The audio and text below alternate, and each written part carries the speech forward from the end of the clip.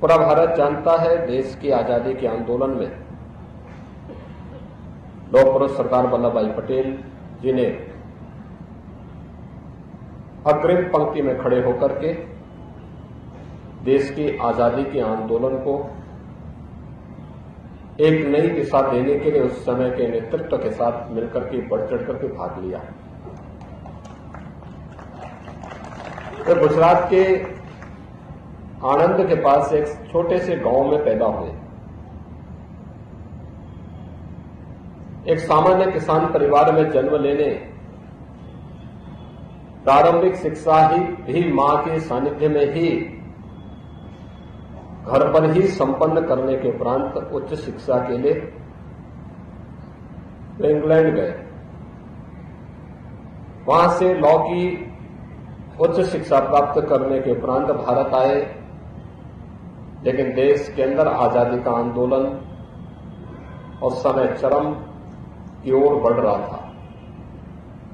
वे देश की आजादी के आंदोलन में चले, चाहे वह चंपारण आंदोलन रहा हो, नमक सत्याग्रह रहा हो, भारत छोड़ो आंदोलन रहा हो, या फिर देश की आजादी से जुड़े हुए सभी महत्वपूर्ण आयोजन,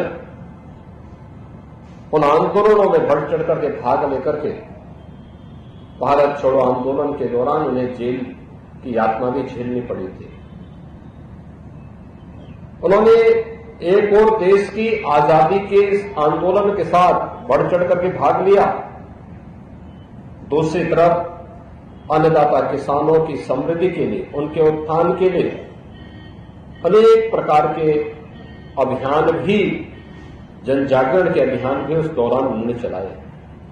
आज जो हम लोग गुजरात के अंदर सहकारिता के मजबूत आंदोलन को देखते हैं, इसकी पृष्ठभूमि में भी सरदार वल्लभ भाई पटेल जी का विजन है, जो आज वहां के हर अन्नदाता किसान को समृद्धि की एक नई ऊंचाई तक पहुंचाया है। बहनों और भाइयों, 1947 में देश आजाद होता है। 1946 में देश का संविधान सभा का गठन होता है। संविधान सभा के प्रमुख सदस्य के रूप में, स्वतंत्र भारत के पहले गृह मंत्री के रूप में उन्होंने न केवल देश के एकीकरण के वर्तमान अभियान को एक नई ऊंचाइयां प्रदान की, 563 से अधिक रियासतों को भारत गणराज्य का हिस्सा बनाया।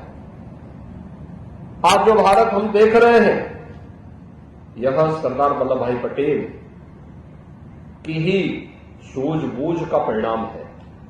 आज जो एक भारत है, श्रेष्ठ भारत है, सुरक्षित भारत है, इसकी पृष्ठभूमि में सरदार वल्लभ भाई पटेल की सोच है।